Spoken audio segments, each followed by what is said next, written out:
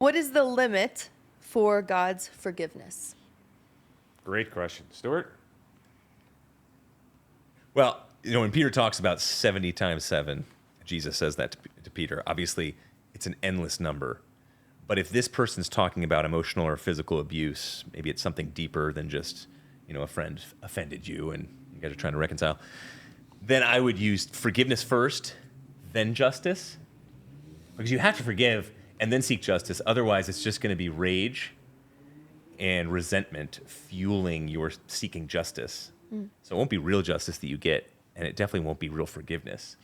So that's why I like him saying that, because whenever I talk to an atheist, they're like, Stuart, yeah, we just forgive for our own emotional well-being and our own personal freedom. I don't need to forgive people to reconcile or to better society. And I'm like, whoa, you're missing the boat here, I think. So I would take that culturally and say, you look at BLM, you look at so many of these social justice movements, and they're fueled now as forgiveness in our country starts to wane because Christianity wanes some. You'll see that they're fueled by zero forgiveness.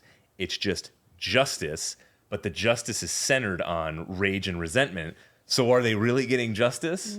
Or is it really just this type of insidious revenge that ends up occurring? So I think it's a defense of the faith to talk about forgiveness for the Christian, because it's lost. What would be the limit, though? When does God say, Right. no more, I can't forgive you for this? Oh, so like Old Testament kind of stuff? The limit to where I think God's forgiveness runs out, I think, and I could be wrong, I would say it's blasphemy of the Holy Spirit. I feel like if you're not welcoming the Lord into your life, you can't blame him for the chaos that causes in your life. For example, I can't go to a doctor and get mad at him for not healing me when I didn't go to the doctor to get healed. So I think his limit is technically your limit.